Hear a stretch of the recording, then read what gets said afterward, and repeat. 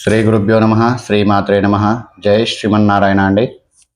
ఈరోజు మనం శని సాడే సాతి అంటే చాలామంది భయపడుతూ ఉంటారు. సాడే సాతి శని అంటే 7.5 సంవత్సరముల శని. ఈ సాడే సాతి శని వచ్చిందంటే కష్టాలేనా, డబ్బులన్నీ కూడా పోతాయా, ఉద్యోగం పోతుందా, వివాహంలో సమస్యలు వస్తాయా, ఆరోగ్య సమస్యలు ఎలా ఉంటాయి, సాడే సాతి శని నుంచి బయటపడడానికి ఏం చెయ్యాలి, ఇలాంటి ప్రశ్నలు చాలామందికి ఉంటాయి. అయితే ముందుగా ఒక విషయం మనం గుర్తుపెట్టుకోవాలి. సాడే సాతి అంటే కేవలం కష్టకాలం కాదు. జ్యోతిష సాంప్రదాయంలో ఇది మన జీవితంలో క్రమశిక్షణ, బాధ్యత, సహనం, ఆర్థిక నియంత్రణ, కర్మపరమైన విషయాలను పునఃపరిశీలించుకునే కాలంగా చెప్తారు.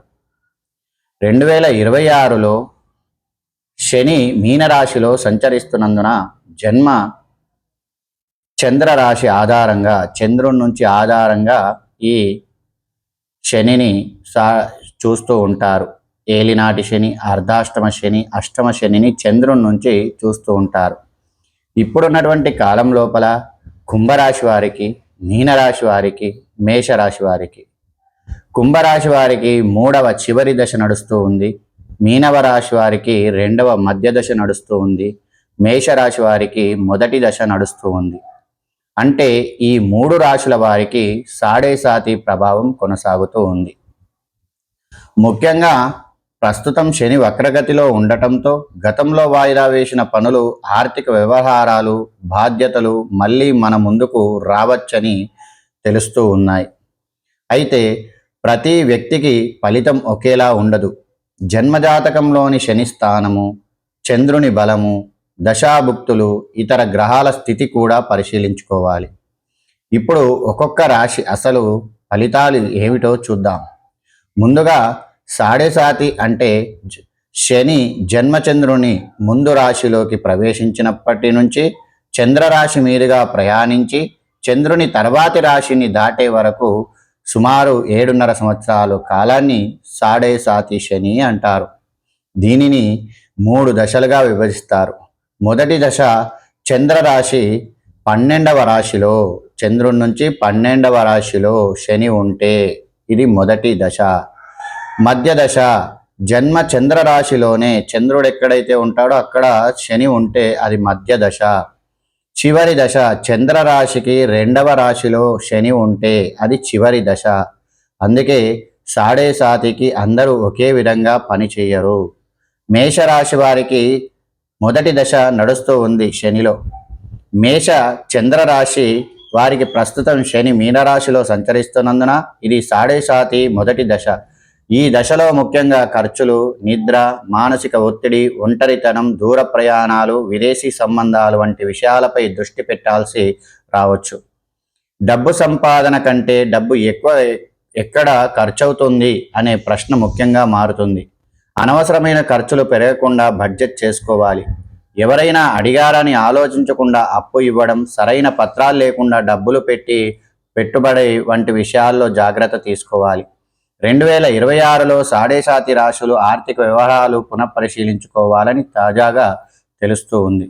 ఉద్యోగంలో వెంటనే ఫలితాలు రావాలని తొందరపడకుండా నైపుణ్యాలు పెంచుకోవాలి. ఉద్యోగ మార్పు ఆలోచన ఉంటే తొందరపడి రాజీనామా చేయకుండా కొత్త అవకాశాన్ని పూర్తిగా పరిశీలించుకోవడం మంచిది. వ్యాపారంలో పెద్ద రిస్కులు తీసుకోవడం కంటే చిన్న పెట్టుబడి, క్రమమైన పని, ఖర్చుల నియంత్రణ, నెమ్మదిగా అభివృద్ధి వస్తూ ఉంటుంది. మనసులో ఉన్న విషయాలు బయటకు చెప్పకుండా ఉంచుకోవడం వల్ల అపార్థాలు రావచ్చు. అందుకే జీవిత భాగస్వామి, కుటుంబ సభ్యులతో ప్రశాంతంగా మాట్లాడడం మంచిది. ఏదో జరగబోతుంది అనే భయం పెంచుకోవద్దు. ఈ శని వల్ల శని ఉందని ప్రతి క్షణం కూడా శనిని ఆలోచించుకుంటూ భయపడుతూ ఉండడం సమస్యలు తెచ్చుకోవద్దు. ఇక మీనరాశి వారికి మధ్య దశ కాబట్టి, ఎందుకంటే శని జన్మచంద్రుని రాశి మీనంలోనే సంచరిస్తున్నాడు. జ్యోతిష సాంప్రదాయం లోపల మధ్య దశను సాడే సాతి శనిగా మీనరాశిని పరిగణిస్తుంది.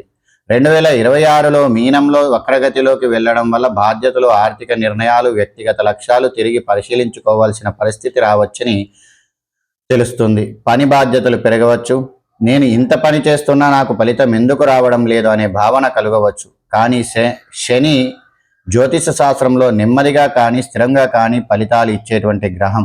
కాబట్టి పని మధ్యలో వదిలేయకుండా కొనసాగిస్తూ ఉండాలి. ఆదాయం ఉన్నప్పటికీ బాధ్యతలు కూడా పెరగవచ్చు.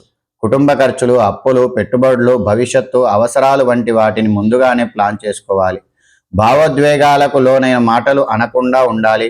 చిన్న విషయాలకు పెద్ద గొడవలుగా మార్చకుండా ఓపికగా వ్యవహరించాలి. ఈ శని ఉందని భయపడకుండా సాధారణంగా ఆరోగ్య నియమాలను పాటించుకుంటూ ఉండాలి. సరైన నిద్ర, సమయానికి ఆహారం, వ్యాయామం చేయాలి. అవసరమైనప్పుడు వైద్యుల సలహాలు కూడా తీసుకోవాలి.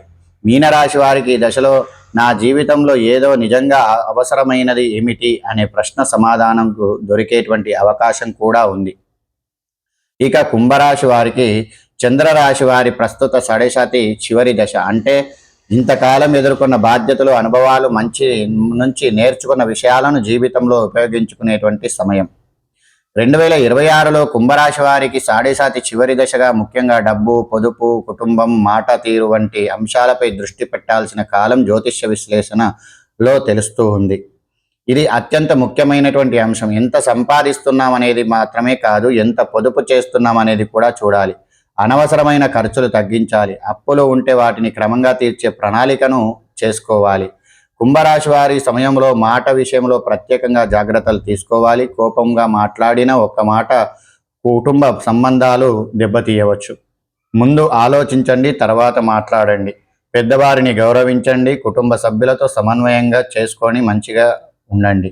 ఇంతకాలం చేసిన కష్టానికి క్రమంగా ఫలితం కనిపించే దిశగా పరిస్థితులు మారుతూ ఉన్నాయి. కానీ శని ఫలితాలు సాధారణంగా ఓపిక, క్రమశిక్షణతో మీద ఆధారపడి ఉంటాయి. అనవసరమైన అప్పులు చేయకండి మరియు పత్రాలు లేకుండా డబ్బులు ఇవ్వకండి. ఉద్యోగంలో కోపాన్ని వదిలేయండి. షార్ట్ కట్స్ కోసం చూడకండి. పెద్దలను, కార్మికులను అవమానించకండి. కోపంలో మాటలు అనకండి మరియు నిర్లక్ష్యం చేయకుండా ఇలాంటి సూచనలు క్రమశిక్షణగా ఉంటే మీరు ముఖ్యంగా ముందుకు వెళ్ళేటువంటి అవకాశం ఉంటుంది. ఇదండి ఈ శని, సాడేసాతి శని. వీరు ప్రతిరోజు కూడా ప్రతి శనివారం నువ్వుల నూనెతో శనికి అభిషేకం చేయడము, హనుమాన్ చాలీసా పఠించడము, సుబ్రహ్మణ్య స్వామిని దర్శించుకోవడం వల్ల వీరికి శని వల్ల ఇబ్బందులు కలగకుండా అనుకున్న పనులు సకాలంలో పూర్తయ్యేటువంటి అవకాశం ఉంటుంది. జై శ్రీమన్నారాయణ అండి. ఈ వీడియో నచ్చినట్టయితే లైక్ చేయండి, షేర్ చేయండి, సబ్స్క్రైబ్ చేయండి. నన్ను ఆరాధిస్తున్న మీ అందరికి కూడా కృతజ్ఞతలు. జై శ్రీమన్నారాయణ.